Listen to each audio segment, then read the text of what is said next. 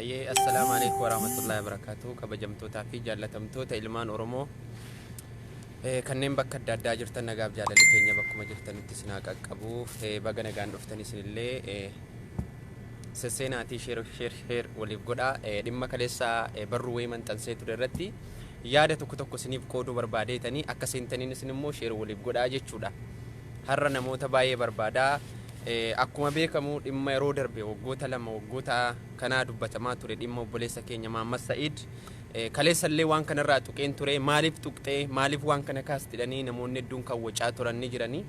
Anis immoo sababa waan kana kaase maaliif akka kaase irraa dubbachuu barbaadeetanii haqa dhoksanii dhugaa dhoksanii dhugaarra waa dibamuun hin danda'u. Dhugaan hin qallatti malee hin cittu yoomillee kana dhugaa dhoksuudhaaf warri watwaattanu warri waan kana irratti nama dhorkuudhaaf cinqamtan warri waan hin taane nama barreessitan nuti dhugaan ilma rabbiiti. Haga dhugaan ba'utti wanni nama callisiisu tokko illee hin jiru jechuudha. Nuti kijibaan jiraachuu hin barbaannu, kijibaan bultii har'aatiin buluu hin barbaannu, kan boriiti kan yaadannu kan yaannuuf kan boriiti malee kanarra jiraannu qofa miti jechuudha.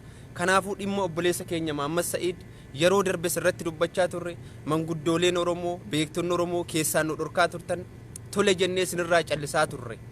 Har'oo maaliif waan kana dubbanne dubbiin kun eessa gahe akkamitti maal fixxaniiti har'a konsertii magaalaa Finfinnee irratti waliif qopheessitan isa jedhu nutis haga humna keenyaatti haga waan Oromoodhaaf tolu hunda dubbachaa turretti har'a duula kana banuudhaaf qophii xumurree jirra jechuudha.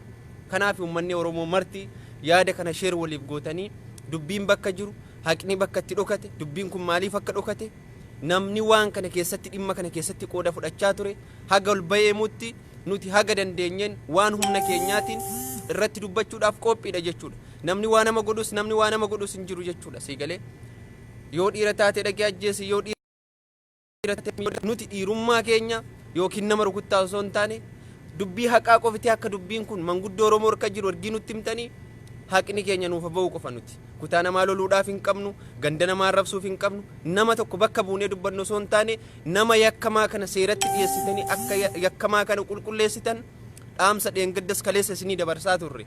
Nuti gandaan yookiin uleedhaan isin tumnaa, nama ajjeesnaa, nama rukunnaa, nama waraannaa osoo hin taane haqni keenya nuuf ba'u qofa. Nuti warra safuudhaan guddate, nuti warra sirna gadaa beekuudha. Gadaan Oromoodhaaf hin hojjeta yoo ta'e dhimmi kun Jawaar Mahammad mataa isaatiif dhimma kana gaafa Jimmaan naqu karaa viidiyooti waraabee OMN irratti dubbachaa ture. Dhimmi kun abbaa gadaa Oromoo harka jira. Dhimma kana yeroo torban tokkoof torban lama gidduutti isiniif xumuramaa obsaan nu eeggadhaa jedhaa ture. Nuti ummata sobamu osoo hin taane ummata sobamee nu bira darbamu osoo hin taane ummata haqa dhugaa barbaaduudha. Dhimma kana akkasitti waa walirra darbamuu miti jechuudha. Kanaaf ummanni Oromoo marti yaada kana sheer gochuu qabdu jechuudha. Du'a namaatti qoosuun, du'a namaatti qalladuun ragaa qabdaa maal qabdaa ofii keessanii maqaa abbaa gadaa baattanii maqaa Oromoo balleessaa ofii keessanii yakka dalagaa Oromoo walitti bu Oromoo wallol Oromoo kutaa wal nyaatu Oromoo walitti buuste jechuun isiniifuu qaanyiidha. Isini kan warra maqaa abbaa gadummaa baatee garaadhaaf yaa'u jechuudha. Warra mana dhugaatiitiif warra sakkaraamii maqaa abbaa gadaa baattee jechuudha. Martikee maqaa abbaa gadaa jechuun haqa namaa kan dhiifama hiika abbaa gadaa baruu qabdu jechuudha. Marti keessanuu abbaa gadaa jechuun maal jechuudha? Jaarsa jechuun maal jechuudha? Jaarsi haraaree kan badii balleesse kan yakka qabu yakka isaa irraa haqee dhugaa isaa ifa baaseetu uummata Oromootti abbaasee uummata Oromoo waan kana irraa qulqulleessinee jirra irratti hin dubbatinaa jedhee abbaasa malee dhugaa namaa dhoksee maqaa abbaa gadaa Oromoo hin balleessu. Abbaa gadaa jechuun kan akkasii hin beeknu nuti. Abbaa gadaa kan beeknu abbaa gadaa haqa dubbatu abbaa gadaa kan wal lole walitti araarsu kan wal dhabe kan wal tokkoomsu malee kan dhugaa namaa dhoksee mana keessa kaa'ee isinii fixaa jirredhee waggaa lama nama dhoksu waggaa lama nama gowwomsu abbaa gadaa akkasiirraa nuti quban qabnu. Yoo abbaa gadummaa dhugaa qabaattan gabbaatanii dhimma kana qulqulleessitanii miidiyaan Oromoo ni jira akkas jettanii uummata Oromootti as baatanii dubbachuu qabdu. Kaleessa gola keessa wal dhoksitanii kaleessa mana keessa diinqa keessa wal dhokfattanii har'a uummanni Jimmaa callisee jira uummanni Oromoo haqa barbaadu callisee jira jettanii konsertii magaalaa Finfinnee irratti wal qopheeffattanii wanni isin nutti shubbistan hin jiru. Oromummaan dhugaa hin qabne qiliyaa seentu. Nuti Oromummaa dhugaa qabu barbaanna.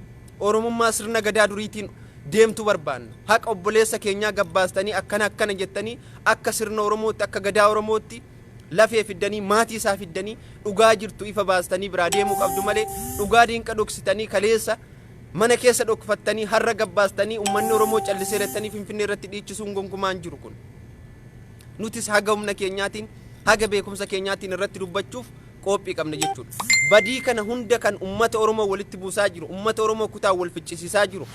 Ummanni Oromoo dhimma kana irratti akka inni walitti bu'aa godhaa jiru aayyota Oromoo fi beektota Oromooti. Abbaa gadaa Oromooti. Warra abbaa gadaa ofiin jedhu warra maqaa garaatiif garaa isaatiif dhimma kana gabbaanii dubbachuu qabu. Akkuma kaleessa dhimmi kun xumuramaa jira obsaan nu eegaa jedhan ammas gabbaatanii dhimma kana irratti dubbachuu qabdu jechuudha. Maali nuti ummata sobamu? Mucaan kun makiinaa irraa kufee hin duune, muka irraa kufee hin duune, makiinaan isa dha'ee hin ajjeefamne. Ofii keessanii haabileen bakka 19 qaltanii ija keessaa garagashitanii kaleessa yeroo nu dubbannu callisaa dubbiin kun dhumaa jira jettani har'a ogola keessa wal dhokfatanii gabbaatanii nurratti shubbisuun maali? Oromummaa keessan qilee achitti gadi naqqaa Oromummaa sobaan deemtu nuti Oromummaa dhugaan deemtu qofa kan barbaannu. Nuti maqaa ganda namaan dhaane, maqaa shawaan dhaane, maqaa abbaasaan dhaane, maqaa maatii tokko nama tokkoon dhaane haqa keenya qofa gas nu baasaa jennee sin gaafachaa jirra. Har'allee kaleessallee akkuma kaleessa Facebook irra teenyee falmannee akka Oromoo deebisne har'allee akka obboleessa keenyaas teenyee falminee deebisuu ni dandeenya. Har'a baan osoo hin taane nama rabsuus osoo hin taane haqa keenya nuuf deebisaadha nuti. Yoo ajjeesite akkaataatti ajjeese fiddanii kana yoo hin ajjeesne akkaataan itti hin ajjeesne lafa waggaa lama gola keessa dhoksitanii maaliin ajjeesneedhaan waan nu sobdanuu nuun qabdanu sin. Kaleessa soba keessaniif mana keessatti wal galshitanii waan ittiin Oromootti gabbaatan waan fiddanii dubbattan dhabdanii mana keessatti dhoksitanii irra ciisaa turtanii. Dubbiin kun dhumaa jira obsa nuuf godha. Tokkoffaa beektota Oromoo Jawaar Maammadii kaasee Jawaar Maamman rabbii miti qilee aseenu yoo barbaade waan na gootu hin qabdu. Oromoodhaaf hojjette dhuguma si galateeffanna akka ilma Oromoo tokkootti. Oromoo boonsite Oromoo bilisoomsite haqa namaa dhoksuun immoo gonkumaan barbaachisu. Atillee bor uffata adii tokko qofaan naqxee duuta malee wannati faayidaa tokko argattu hin jiru. Namni maallaan jedha namni maal na godha Oromoon maallaan jedha Shawaan maallaan jedha Caalaan maallaan jedha Abaluu maallaan jedhaadha wannati haqa namaa dhoksitu bor haqni kun sirra dhaabatee ibiddatu gurra kee keessa dirmatu yaa jechuudha. Isin argineerra mara keessanu warri abbaa gadaa jettanii abbaa garaa yayyaatanii waan ittiin bultan qofaaf deddeemtanullee haqni Oromoo bor isin hin dhiisu jechuudha. Jawaar Maammadii kaasee waan natti buruqu waan na gootu hin qabdu kan nama godhu rabbiin qofa. Ilma namaati atillee dhimma kana dhaqnee fixaa jirra jettee OMN irratti ijoolleen Jimmaa uffata Maammed Said hojjechiifattee fuuldura keetti gaaffii haqaa si gaafatte nuti callisnee si eegaa turre gaafa duraallee kan ijoolleen Jimmarraa si bilbilanii dhimma Maammed Said maal goote jennaan irratti hojjechaa jirraa herra jirraa dubbii kana xumuraa jirraa obsaan nu eegi jechaa turte. Kaleessallee yeroo ijoolleen Jimmaati Jimmaan naqxu si gaafattu video kana waraabbattee OMN irratti as baatee dhimma obboleessa keenyaa callisnee jirru dhimma kana qabannee jirra. Communitiin biyya South Africa qabatee jira, abbaan gadaa biyya sanaa qabatee jira, abbaan gadaa bayanaa Sanbatoos qabatee jira. Dhimma kana xumurree yeroo gabaabaa keessatti ifa isinii goonaa obsaan nu eegaa jette. Lafti kun lafa ji'a meeqa? Maaliif akka uummanni Oromoo walitti bu'u gootu sin? Maaliif Oromoon akka duddaaggaraa ta'u gootu sin? Maaliif dhimma kana irratti gabbaatanii hin dubbanne? Oromoo ofii diigdanii Oromoo wal diige jechuun gonkumaa hin danda'amu. Namni wal ajjeese namni wal waraanne nama tokkoof tokko waan ta'eefi dhimma kana akka beekumsa Oromootti akka beektota Oromootti dhimma kana bahaatii dubbadhaa jechuu qabdu. Nuti Caalaan ajjeefamu aqalamu awraanamu jechaa hin jirru. Akka sirna gadaatti akka Oromootti akka haqa Oromootti gabbaatanii kanaaf kana dubbiin nuti immoo gumaa irraa fuunee jirra badiisaa eenyu goonee jirra. Oromoo hedduu dhiifama natti hin bilbilinaa. Oromoo hedduutu ajjeefamaa ture, Oromoo hedduutu qalamaa ture. Sun dhimma Oromummaaf Oromooti. Kun immoo Oromoon nu keessaa diina walitti ta'e namni maqaa artistiitiin deemu dhugaatii isaatiif jedhee sakkaaraanuuf jedhee birri uummatarraa ittiin bitamee uummata Oromoo tokko kan qale dhiisaa dubbii kanan dubbatinaa warri jettan nuti waan kana yoomillee callisuu hin dandeenyu jechuudha. Dhimmi kun nu guba nuti ibiddan nurra bu'ee jira nu gubee jira ittiin arrafamnee jirra akka dhaloota Jimmaattis akka Oromummaa tokkoottis ittiin caffamnee jirra. Nuti waa'ee nama tokko waa'ee kutaa namaa waa'ee namaa dhaan jirru Shawaan nuyi obboleessa yoomillee keessa keenya yoomillee jaalala qabnaaf yoomillee jaalala dhugaa qabnaaf jechuudha Shawaadhaaf. Nuti akka obboleessa keenya Maammed Said qofa barbaanna. Kan ajjeese Caalaa Bultumeeti akkaataan itti ajjeese ofiif ragaaf itti ba'ee jira. Ummata Oromoo as ba'ee ani najjeesne keessa harka qaban jenne dhokateetu mana keessa taa ture kaleessa ummanni jimmaa callisettanii konsertii qopheessitanii gandummaadhaan kutummaadhaan artistoonni naannoo tokko marti keessa na caaluudhaa kaasee muka yaabii achiin gadi caccabe yoo barbaadde ofumaa mana keessatti wal qindeeffattanii ofumaa wal yaamtanii ofumaa wal eenyu gootanii birrii walii baastanii galma milineemiitti ofii keessanii cidha wal qopheessitanii wal waamaa jirtu. Wanni akka kanaa Oromoo biratti hin hojjetu. Oromoon haqaan deema, Oromoon kutaan hin deemu, Oromoon gandaan hin deemu. Oromoon dhugaa jaallata. Har'a wal waamtanii wanni isin hojjettan gonkumaan barbaannu. Nuti har'allee borillee ummata shawaatiin keessa keenya shawaan nuti warri maqaa gandaa baattanii maqaa shawaatiin feesbuuka banattanii ol baatanii kutaa namaa arrabsitan maqaa jimmaatiin feesbuuka ol baatanii kutaa namaa arrabsitan asirratti adabachuu qabdu. Nuti kan barbaannu akka qofa maqaa kutaa namaan dhaanu kutaa jechuun kutaadha namni jechuun nama. Shawaa jimma jechuun lafaa fi lafa malee nama miti maqaa namaa miti jechuudha. Kan waan kana keessaa qooda qabu qofitee irratti dubbachuu qabna. Garuu maqaa artistummaa baattanii warri gandummaan deemtan warri wal waamtanii cidha walii qopheessitan as keessatti adabachuu qabdu jechuudha. Dhugaan ilma rabbiiti, dhugaan hin qallata malee hin citu. Dhugaan kun burgarsiinti bahee isinillee gubuu danda'a. Akkuma kaleessa wal qaltan akkuma kaleessa artistii keessan ofumaa hoteela keessatti wal qaltan isinillee qalamuu jira jechuudha. Isinillee waan kana keessatti bor yookiin makiinaan karaarraa fuula keerra deemuu danda'a jechuudha. Yookiin dhugaatii quuftee osoo karaarra gaggabtu gaggabaan tokko si dheessi bira darbuu danda'a jechuudha. Iddoo itti duutu hin beektu. Kanaafuu ofii keessaniif waan kana akka Oromoon kutaa wal lolu akka Oromoon kutaa wal nyaatu nama yakkamaa tokko konsertii qopheessitanii wal yaamuu jechuun gonkumaa hin ta'u. Kun rakkoo Oromoo gidduutti fida jechuudha. Nuti madaa qabna kaleessa dheengadda ittiin arrabsamaa turre har'allee ittiin arrabsamaa jirra. Akka Oromoof Jimmaaf Oromoon Shawaa wal fixu akka Oromoon Shawaaf Oromoon Jimmaa wal arrabsu kan godhaa jiru beektota Oromoo hayyoota Oromooti. Naanatullaa aleeka. Isintu kaleessallee Oromoo diigaa ture isintu kaleessallee har'allee akka Oromoon duddaa garaa godhaa ture. Wanni har'a awwanaatti Oromoo gabroomsaa jiru beektota Oromooti jechuudha. Hayyoota Oromooti. Dhugaa jiruun himtanu dhugaa irra ofii shaffamtanii dhugaa biraa barbaanna jettu. Kaleessallee Oromoo duddaa garaa kan godhaa ture isini. Karaa dhaaba siyaasaa fudhanne har'allee kan dhugaa namaa dhoksee dhugaa kana qabnee jirraa dhugaa kana ifa baasuuf deemna jettanii Oromoo garaaf duddaa godhaa jirtan isin beektota Oromooti. Dhimma kana callisuu hin qabdan. Oromoo nagoomsuu jettan akka namni bahee hin dubbanne akka namni waan kanarraa hin dubbanne yoo barbaadan dhugaa jiru gabbaatanii dubbattanii beektonni Oromoo abbaan gadaa Oromoo hayyoonni Oromoo aktiivistoonni Oromoo dhimmi kun xumuramee jira namni waan kana irratti dubbattan ofii gadhaa jettanii ofii dubbii kana xumurtanii yoo jettan nuti waan suusii irratti dubbannuuf hin qabnu. Kanaaf dhimma kana callisnee ilaaluu hin qabnu. Oromoon marti dhimma kana dhimma ofii godhatee irratti dubbachuu qaba. Akka shari'aa islaamummaa keenyaattis akka oromummaa keenyaattis akka namummaa keenyaattis akka biyyummaa keenyaattis nu quuqa. Akka dhiirummaa keenyaattis karaa hedduudhaan gubannee jirra dhimma kana keessatti. Karaa hedduudhaan joojjomnee jirra. Karaa hedduudhaan isin gaafachaa turre. Dubbii kana haqa kana ifa baasaa irratti dubbadhaa jennee isin gaafachaa turre. Kaleessa dhoksitanii mana keessatti wal fuuchisaa oltan har'a wal gabbaastanii wanni isin hojjetaa jirtan hin bareedu. Bushtiin aanatullaa leekas jala deemtee waan arge barreessitu. Diqaalaa mara maqaa Shawaa baattee akka namni dhaqee kutaa namaatti warri gootu na jalan teessuuf jalaan si rafa arrafa. Angonkumaa kutaadhaan nama tokko bakka bu'ee baqaa nama tokkootiin kutaa namaa arrabsu hinumaa hin fedhusi hinumaa hin yaadusi. Nuti haqa keenya qofirratti kan dubbannu. Namoonni yaada kanarratti takka barreessaa jirtan Habiibtii Jimmaati illee hin jirtu. Abaabee Jimmaa.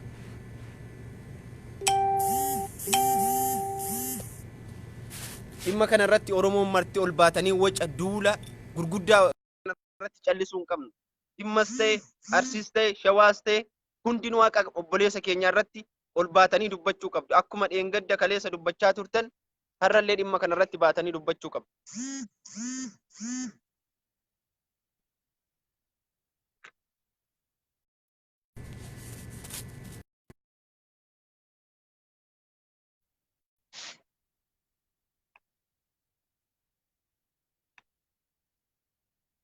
Namoota isinii ergana jalaa qabadhaatii yaada keessan.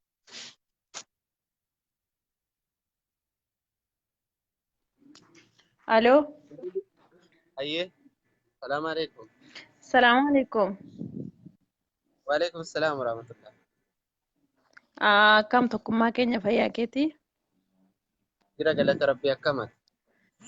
Jira wallahi alhamdulillah. Waa'ee obboleessa keenya Muhammad Said irraa dubbataa jirta. Eeyyeen. Hedduu galatoome wallahi silaan iyyuu baatoome waa'een isaa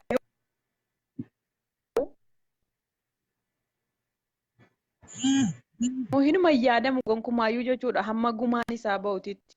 Ilmi namaa hinuma du'a hinuma wal ajjeesa garuu kan Muhammad Said wanti adda godhe Oromoon hundinuyyuu inuma beeka jechuudha. Tokkoffaa kan Muhammad Said ajjeese Oromoodha. Lammaffaa Muhammad Said kun hatee miti kan du'e, saamee miti kan du'e. Ilma Oromoo hin ajjeesu, Oromummaan koo na daangeessa jedheetiyyi ofii isaatiif of wareege jechuudha. Gootummaa isaa kanuma irratti mul'isa. Garuu warri hadha jechuudha kana dhugaa kana dhoksuudhaaf nuti caalaanis ajjeese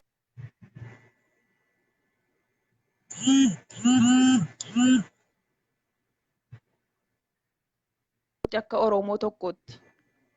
Garuu Oromoon immoo jechuudha inni gurguddaa inni aartistii ta'e inni aksivistii ta'e inni hundi Oromoo jechuudha inni du'e silaa du'e jedhanii isa jiru immoo jechuudha fayyaadhaan utuu jiru nurratti caffarsiisaa jiru.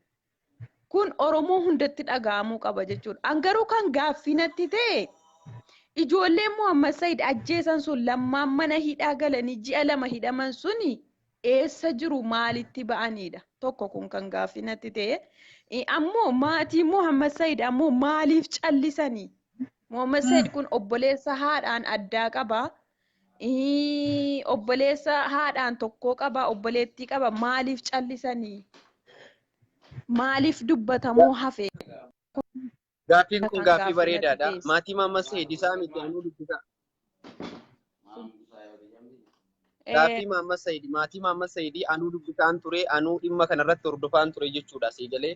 Dhimma kanarratti maatiin Muhammad Said iyyataa ture, uummata Oromootti, beektota Oromootti, abbaa gadaa Oromootti himataa ture. Siigalee. Abbaan gadaa Oromoo akkuma dubbii kana ukkaamsuudhaaf tattaaffataa ture hoteela Finfinneetti waamee Ililli hoteeliitti obboleessa Muhammad Saidii fi bakka bu'aa Muhammad Said yaamee dubbii kana sii fixaa jirra, qarshiin sii dhufee jira, qarshii 300 sii dhufee qarshii kana fudhuu jedhan. Akkamitti qarshii fudhanna dhugaa jiru qofa nuuf hima, eenyu ajjeesennee maallaqa fudhanna, nuti dantaa maallaqaan qabnu haqa qofa nu barbaada jedhanii gaafatanii turan.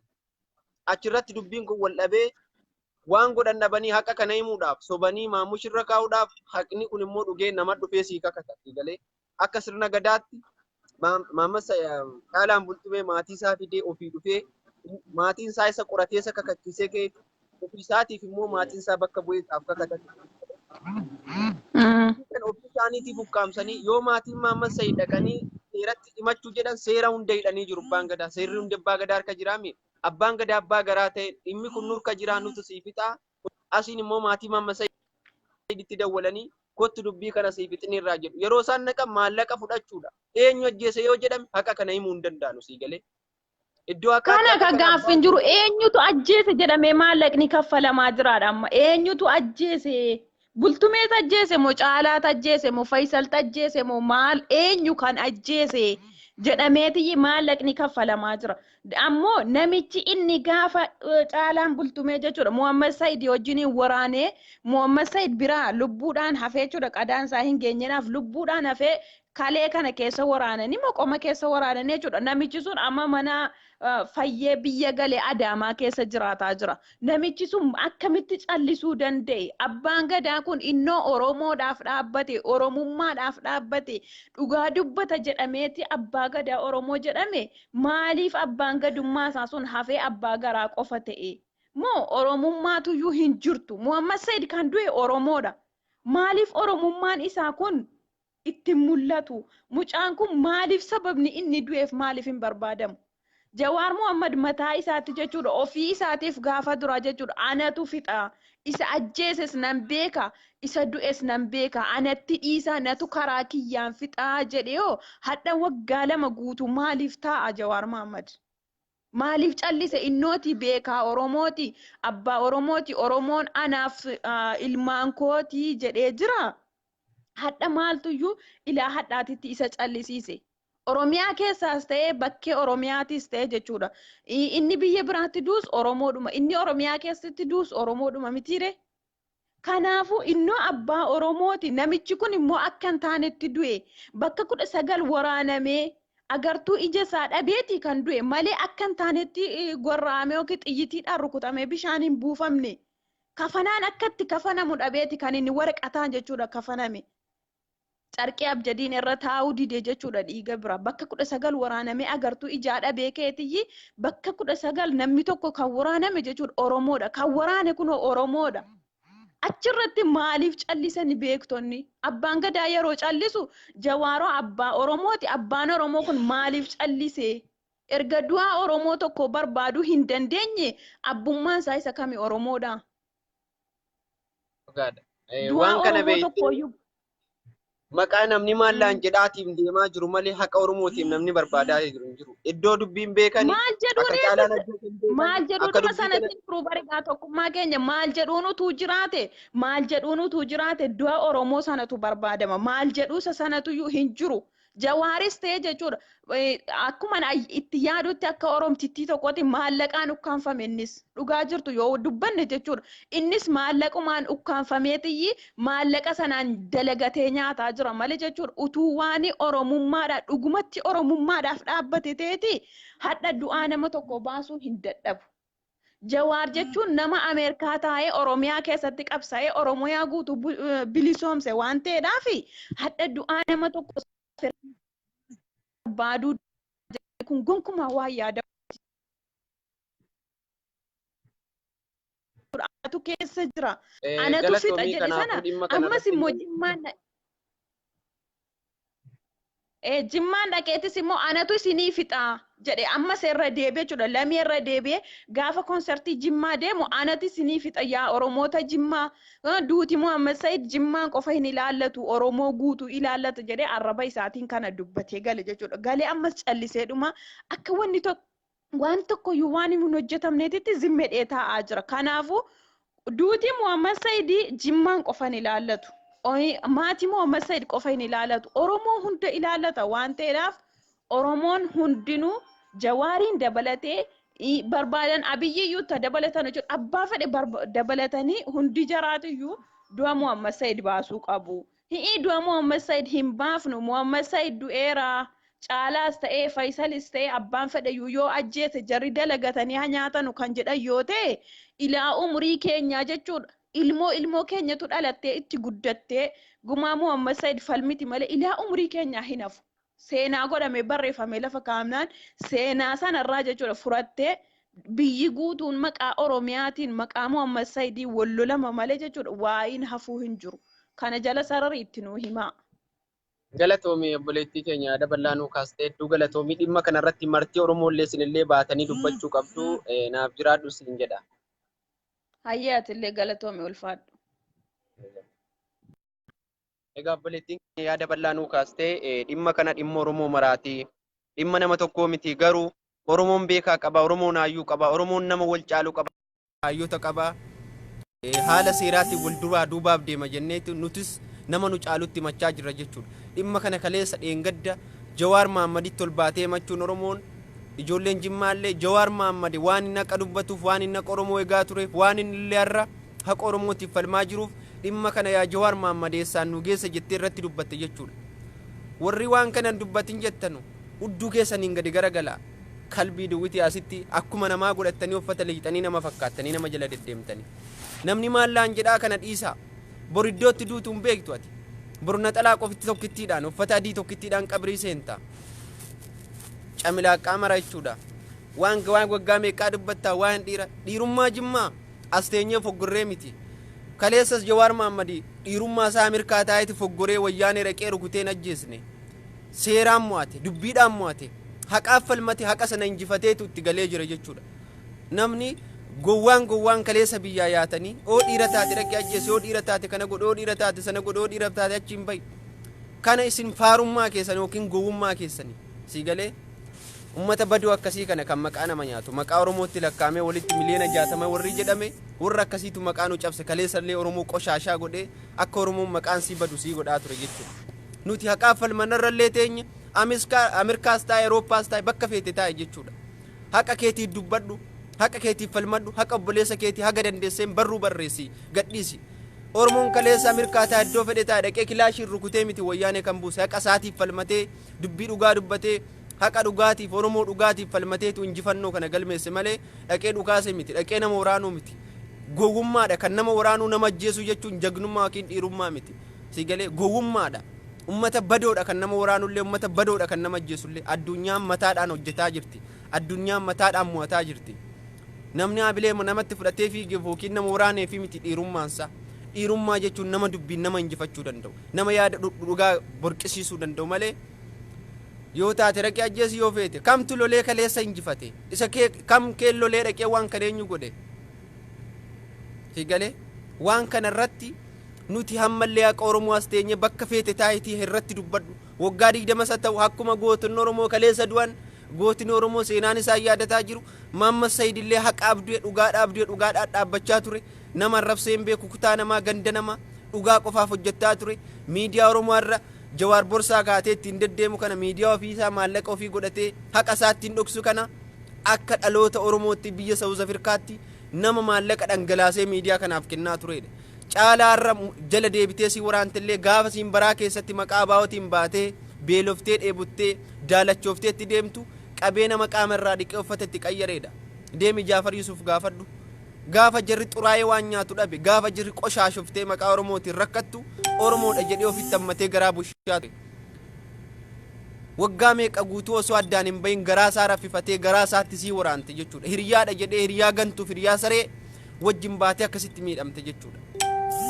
Hiriyaa kiyya jedhee wajjin manaa gadi bahee dhaqxee qaltee dhiiftee galtee tuffii Oromootiif waan kana irratti namicha malaaxaaf taamuu lamuu jedhan ofiisiitiin majnuuna ofii dhugaatii quufte irratti shawa miidiyaa jettee ofii banatte miidiyaa gilli irratti invaayit taatee ani najjeesnee gaafas akkas ture jetti. Oromoon miidiyaa qaba gadaan Oromoon jira ayyoon Oromoon jira yaa Oromoo maqaa koon dhaynaa maqaa ganda kiyyaan dhaynaan keessaa hin qabu an qulqulluudha jettee ol baatee ni mattu yoo dhugaadhaan hin ajjeesne ta'e. Mucaan kun garaa isaa raffifataa ture wajjin nyaataa ture hiriyaa kiyya jedheetu nama kiyya jedheetu anoo rakkadhee namni kun kananatti yaada osoo hin jedhin garaa ofii raffifatee wajjin nyaachaa ture kaleessa qaltee galtee gola ofii raftee mana ofii raftee kaleessa ol kaasanii Oromoon Jimmaa calliseera Oromoon calliseera qinsaa dhokateedhanii konsartii waamanii miidiyaa irratti dubbachuu jechuun Oromoof sheemiidha. Oromummaa akkasii kanaa wajjin qilee seenaanatti siin jedhe Oromummaa akkasii hin barbaannu nuti Oromummaa haqaaf hojjetu. Gadaa jechuun gadaa haqa baasu ture. Maali gadummaan keessan gadaan Oromoon gadaa beeka sirna gadaa beekte addunyaan kanaan bushitettanii wanni afarsaa keessan afarsitan. Yoo gadaan seeraan sirni gadaa jiraate yoo haqni gadaa dhugaa jiraate ol bahiitii haqa mucaa baasi. Yoo ajjeese ta'e ajjeese akkasitti ajjeese haqa isaa baasne Oromoon dogoggora sheexaadhaan walitti buusee fixii gali. Yoo najjeesne ta'e ajjeese ta'e immoo gumaa isaa kaffalii fixii yoo najjeesne ta'e najjeesne dhi akkaataan itti najjeesne ragaatti baasii kakachiisiseen nuti wanni irraa dubbannu hin jiru. Nuti ittiin arrafamee jira dhaloonni Jimmaa yaa Jimma arrafin keessattuu ibidda abbaarra bu'ee guba kaleessa nu arrabsaa turan har'allee ittiin nu arrabsaa jiru har'allee nuti ittiin cabe har'allee nuti ittiin fokkise maal godhaga akka garaan ta'uu marqaan galaan ta'uu jetti Oromoon. Dhimma kana irratti qeerroon Jimmaas ayyoonni Jimmaas raftee jirti maaliif garaadhaaf bulaa jirti ka dhugaan sitti hima osoo dhimmi kun naquuqa nati ittiin arrafame mucaan kun keenya kooti jedhee kan yaadu ta'e ol baheete irratti dubbatee haqa mucaa kanaa barbaada ture. Har'a garuu mirgi keenya baay'ee sarbamee jira karaa maraan. Dhimma kana irratti nuti wanni nu callisiisu tokko illee hin jiru. Namoonni yaada kana irratti yaada dabalataa qabdan seenaatii irratti dubbadha.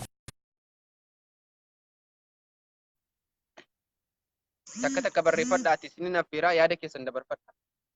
Yoomillee duula waca kanan dhiisnu haga haqni keenya bahutti ajjeese ta'u ajjeese jedhanii hin ajjeesne jedhanii haga baasanutti wanni nu callisiisu gonkumaa hin jiru. Namaan mari'annee miti kan dubbannu of taaneeti.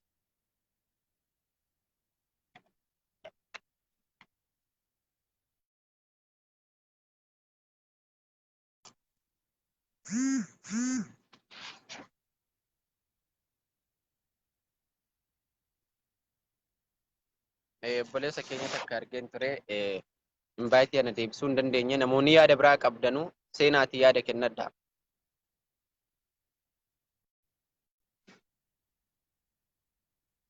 Jedara min jirtu atamin tam. Mamme atene sini lana nama waiti erge. Hello. Ayyo assalamu alaikum. Waalaikum Ayyo salam dadu. warahmatullahi wabarakatuh. Jirta Tokkumma. Jirta bilisha akkam fayyuma. Fayyuma alhamdulillah. Waa'ee konsertii caalaa bultumee irratti dubbataa jirta. Reefuma nufa garuu. Ayyen. Beektee tokkummaa keenya dubbiin ganamaa tolti waan tokko yoo golchanii ka'anii gara kaanitti ce'anii mitiire. Anillee inshallah takka jedhee nan nufa jedhee waan kana irratti dubbachuudhaaf waa adda addaatiin qophaa'ee dhufaa jira. Garuu dubbiin kan isaa qofa irratti dubbachuu osoo hin taane dubbii kana akka ol hin biqille yookaan immoo akka fiixatti hin baane kan cadaa ta'ee nu jala goskaa jiru namuma keenya namuma achi jiruutu. Qarshiin kun beektee waan baay'ee namatti hojjetti. Akka ati deebitee ilmoo haadha kee garaa haadha kee keessaa baatee obboleessa kee yaajjessisuu dandeessi. Namoota waa'ee kana akka gadi baanee yookaan immoo akka fiixaan hin baane akka seerri leelaqee jaratan jaraa ajjeese kana osoo akka hin qabneetti kan godhee dubbii kana ukkaamsaa jiru namoota adda addaatu jiru beektee achuma keessa Afrikaa kibbaa keessa. Annifnee bargadi bee dubbachuu dhiisee malee dubbiin achi akka makkataa jirtu bakka kee makkataate akka eessa geesse ijoolleen dheengadda mootorsaayikiliidhaan Kaalidiif Faisal Afrikaa kibbaa keessa akka barbaadan dhichisu jedhan. Namni garuu wajjiniin qaamee wajjiniin taa'ee halkan gadi ba'ee wajjiniin dhugee deebi'uu eegalee jira. Muhammad Said akka waan kalaas irraanfatameen daanqoon tokko illee mana keessaa duute namni taa'ee yookaan bifa siitiin yaadata yookaan waa tokkoon yaadata. Kan keenya garuu Muhammad Said du'e namni illee yaadate illee isaaf du'aa godhuuf illee hin jiru jechuudha. Amma ijoolleen akka fedhan ol galanii gadi ba'anii mootorsaayikiliidhaan deemu jechuudha akka nama waan khayrii dalagatee jedhutti jechuudha Afrikaa kibbaa keessatti. Nama kana immoo gaayaa qarshii gumaa Muhammad Saidiif haadhaaf kaffalame sana namni dhaqee manatti hin bitatee dhufeetu jira jechuudha. Dubbi kana hundanniif gadi ba'ee Facebook irratti dubbachuu dhiisee malee dubbiin kun eenyutu kaamsee irra taa'ee gumaa Muhammad Saidi dhiiga isaatiin namni horaa jiru achuma keessa namoota jijjiru jechuudha. Ana ammas taanaan nan dhufaa inshaallah qophii addaa fudhadhee dhufaa jira. Namoota achillee yoo naaf jedhee intiraansvaayitii fudhadhee dhufa. Dubbii kanarratti yeroo macaalaan gadi ba'ee yookaan inni jaartii fuudhe yoo inni gadi ba'ee ilmoo argate yoo maal jedhe yeroo sana qofa gadi baanee dubbachuu hin qabnu. Ammas immoo ijoollee jimmaatiif immoo waan tokko dhaamuu barbaada. Sababa caalaatiin suuraa jeneraal Taaddee Birruun gaggaragalchinaa. Haadha guyyaallee komentii jalatti isin argaan ture jechuudha.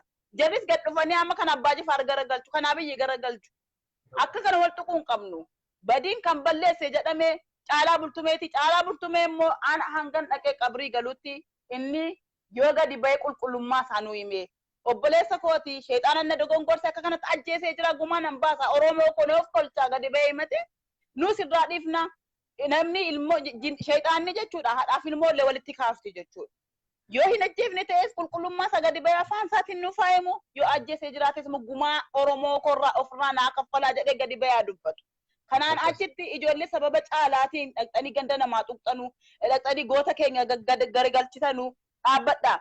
Jarri illee sababa nuyi gadi baanee dhukkuba keenya madaa keenya dubbannuuf dhufanii goota keenya garagalchanii maqaa jimmaa dha'anii maal jedhanii jimma jechuun biyya seenaa qabeettiidha.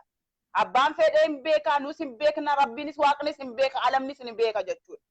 Kanaafuu waan kana irratti calliftee abbaan fedhee gadi si garagalchuu yoo ta'e dhiisiitii dhufee bakka jirtutti waraanis yaajjessuu danda'a. Hanga lubbuun kee afurri keessa jirtutti hanga haqni keenya baatutti irraa dubbachuu wanti irraa nu hambisuuf hin jiru jechuudha. Keenya yeroo inni konsertii qopheesse yookaan yoo inni Finfinnee deeme yoo inni Ameerikaa deemuuf yookaan makiinaa bite jedhamee gadi baamee waan tokko maxxanfame iyyuu qofa hin qabnu. Kan keenya abbaatu iyyata yoo dhimma kana irratti haga maatii Maama Sayid dubbisuu haga maatii Maama Sayid biratti nama erguuti. Haga dhimma kana irratti qorachaa ture dubbachaa turra. Akkuma Jawaar kaleessa jedhe abbaa gadaa dubbii ana ukkaamsee jira beekee dubbii ana nutu qabatee jira. Abbaan gadaa kuni jimmaan hin laallatu warra macaaftuu lama hin laallatu ta'ee nus abbaa gadaa kan biraa dhaabbannu deemnee yookaan Sumaalee yookaan nama bakka biraarraa jimmi yoo kutaa 11 keessa hin jirtu taate nus immoo foxxoqnee dhaqnee monti Eertiraa lammaffaa taanu. Abbaan gadaa akkamitti lubbuu nama akkamitti ukkaamsuu danda'a inni? Kamtu fooni kamtu looni? Barnu warra miidhame warra haqni keenya dhiitame warra cubbuun nu jala awwaalameedha barnuuti. Dhugaadha. Dhimma kana beektee beektota Oromooti. Har'a wanna tamma suuraa namaa wal rabsuu kutaa namaatti akka namni bu'u akka namni kutaa wal nyaatu kan godhaa jiru beektota Oromooti. Siigalee dhimma kana irratti kan akka nu Oromoo godhaa jiru jechuudha. Osoo dhimma kana gabaabsanii gabbaanii kan dubbatan kan fixan taanii nuti suusii wacuu hin qabnu, suusii iyyuu hin qabnu, suusii nama rabsuu hin qabnu, suusii nama waa'ee kana irratti dubbannu hin qabnu jechuudha. Haqa jiru gabbaa dubbadhaa innee maatii isaa illee itti erginee asiin Oromoodhaan maal jedhu haqa isaa baasaa jirra jedhu. Achiin immoo maatii Maamma Sayidii kottaa maallaqa fudhaa gumaa isaa kaffalaa jira kan ajjeese maamushii mucaan ilma kuushiidha maaloo jedhu kijiba kana haqa jiru Geessanii maamushiin dhageessaa maamushiin geessanii Oromoo keessa galchanii innis warri mantalaa kee mana lakkaawwatanii galchanii qarshii isaa eenyutu namatu dhaqee manatti bitatee dhufe jechuudha. Haati Maamma Sayid alhamdulillahi rabbil alamin Oromoo qabdi biyya badhaatuu keessa jirti. Hin rakkattus rakkattees hin beektu yoo rakkattees immoo alhamdulillahi biyyi ni jiraaf. Kan isin keessa gumaa ilmoo fi dhiiga ofii nyaatuuf hin qabdu. Birriin sun ammas hin nyaatamne birrii sanaan kan itti toolee dhaqee Finfinnee keessatti manatti bitee dhufe nama biraati.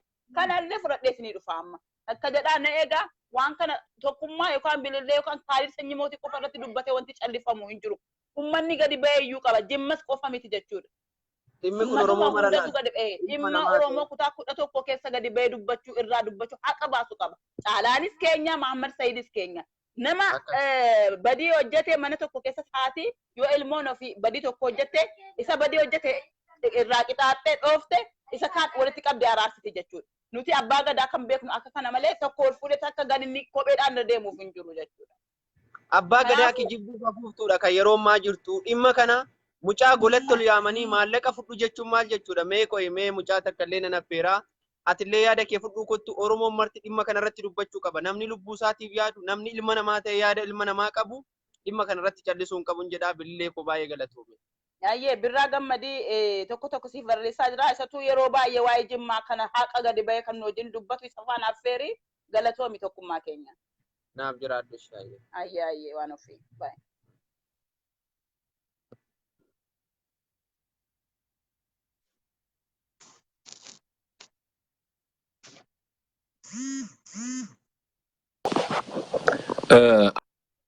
Ayya galatoome waan amma isin dubbataa jirtan irra beektaa wanti nama aarsu namni wal ajjeesuu waanuma jiru yeroo namni wal ajjeesu immoo gumaa walii baasanii ammoo kan nama aarsu beeki gumaa daa'ima haati Mahammad Sayid gumaa isiisaniif dhufe illee argan kan nama aarsu maraa caalaa waan san so akka waan Oromoon homaa bakka like imagine haadha tokko ilma isii dhabdee gumaa isiif kaffalamellee yoo dhabdu baay'ee nama aarsa namoonni hedduun keessattuu xiyyeeffannaa nama caalaa namoota akkana osoo hin taane mallaqni sun eessa gahe ka jedhu yoo haadhaan konnekshinii qabaatan bilbilaatii uummata saaxila birriin haadha ilmoon irraa du'e kun eessa akka gahe beekamuu qaba.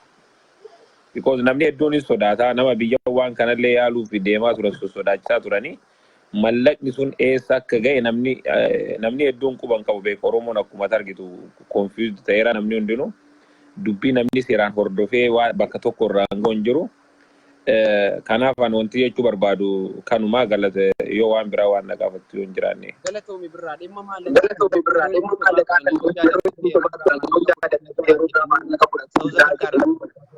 South Africa irraa maatii Mahammad Sayidii maal iyyaamu dhoksaniif waan ni jira isaa fi isa yaamanii ni kana fixnee jira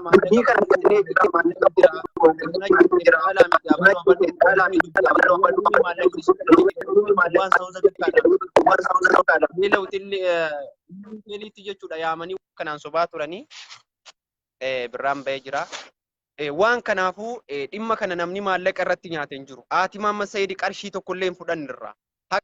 Yoo hin jirre immoo yaada bareedaa nuu kaastee galatoomi.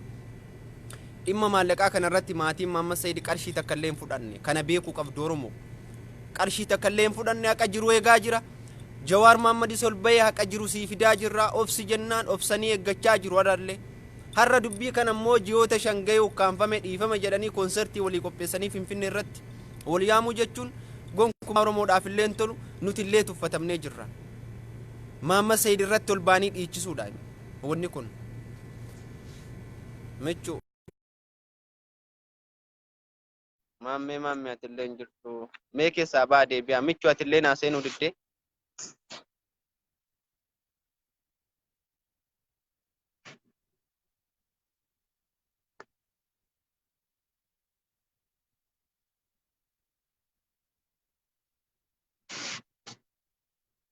Madaawullee atillee seenaan jirtu.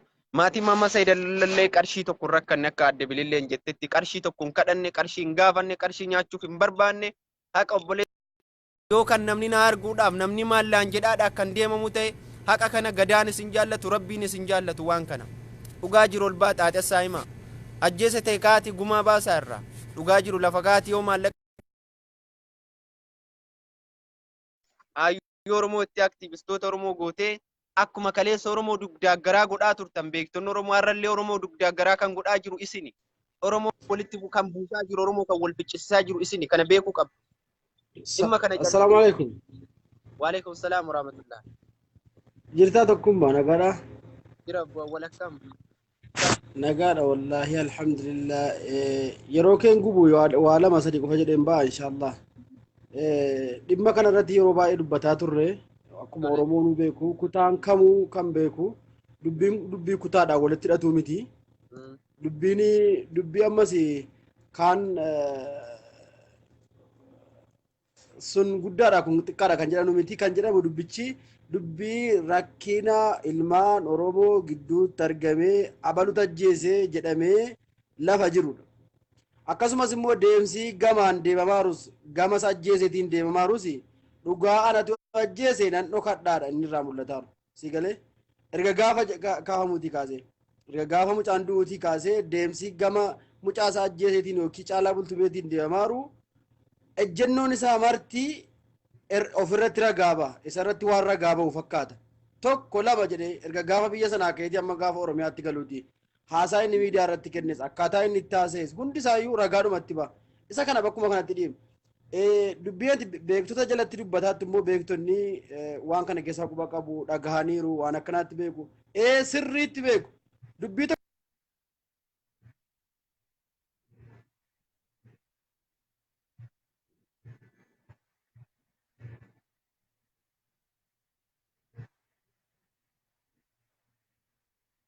qoratee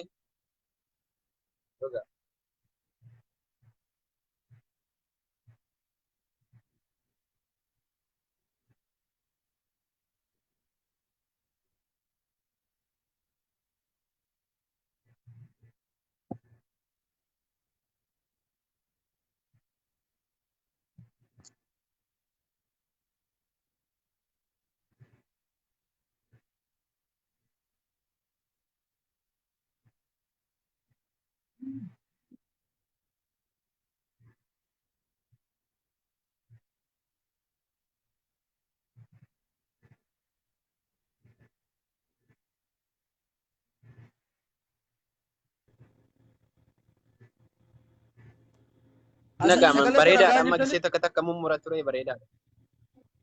amma Amma dhagaamaa jiru dhagaaman beekadhu yeroo baay'ee beektaa bakka ati jirtu bareeti namni bakka ati jirtu baree akka ati jirtu bareeti waan ati hojjetaattu bareeti sirratti dalaga sirratti fe'a haasaasaa sobasaa kijibasaa sagaleen hin jiru dhaara namni. amma natti duraan kutaa ture amma dhagaamamee waan hin beekne sagalee jedha. Maal an dubbachuu dhumatti jira ati na dhagaatta taanaa hin dhaga'u bar. An dhagaa jira amma noo sagalee jedhaa jiru amma dhagaamu naaf. Bayan deebi xayyib baasi na deebisi xayyib. Tole tole.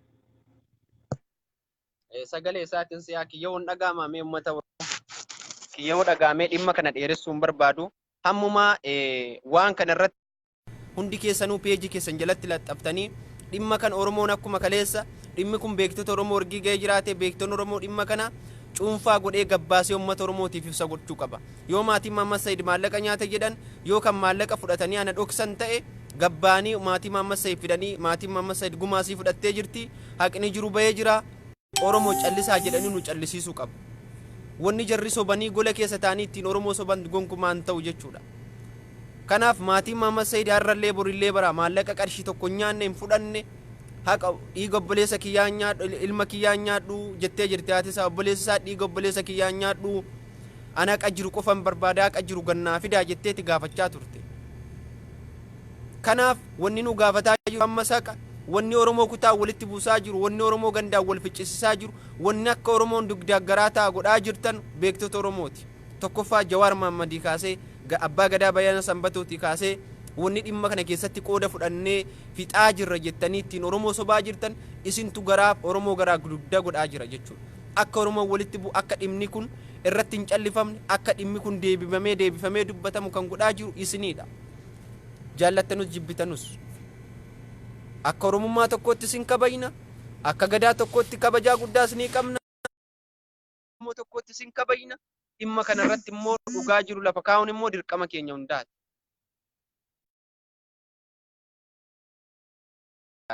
Michuu keenyaa seenuu didoo daawullee jiraatte seenitii yaada kee dabarfadhu.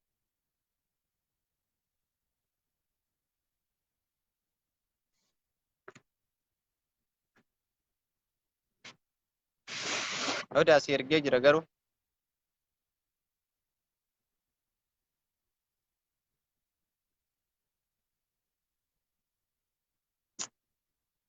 Abosh odaa ullee si ergee jira. Kontaaktii jedhaa jira maan kaasne.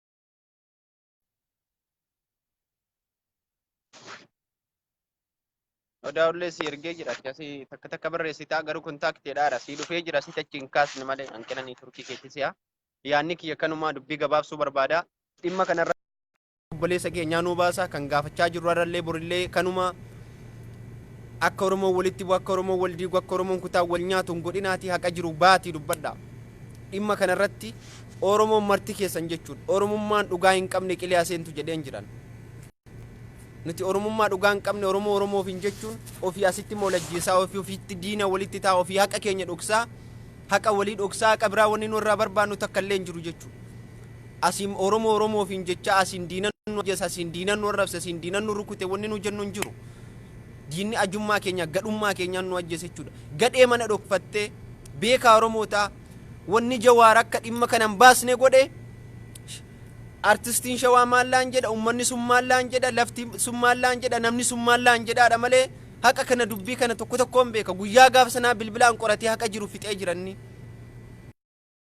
dubbii kana namni maallaan jedha maalan godha yoon kee haqa kana dubbadhe maallaan jedhama kan na jaallatutu natti dallana jara sanatu natti dallana jara sanatu natti rifataadha malee dhugaa jirtu sirriitti hubatee argee jira namni soba Oromoon bar guyyaa lamaan ga'u seera biyya sana jira akka maatiin isaa seeraan hin kasasne dubbiitanii jirtu akka maatiin isaa karaa jaarsaatiin haqa isaa barbaaddatu dubbiitanii jirtu karaa hunda karaan isinitti hidhamu karaa itti hiitanii jirtu jechuudha ofii keessanii karaa hiitanii kaatanii Oromoo wallole immoo teessanii Oromoo hayyuu isaa goota isaa wal garagalchu Oromoo aariidhaan miira keessa galee wallolu teessanii kan ilaalaa jirtu isinidha. Lah, itu dah.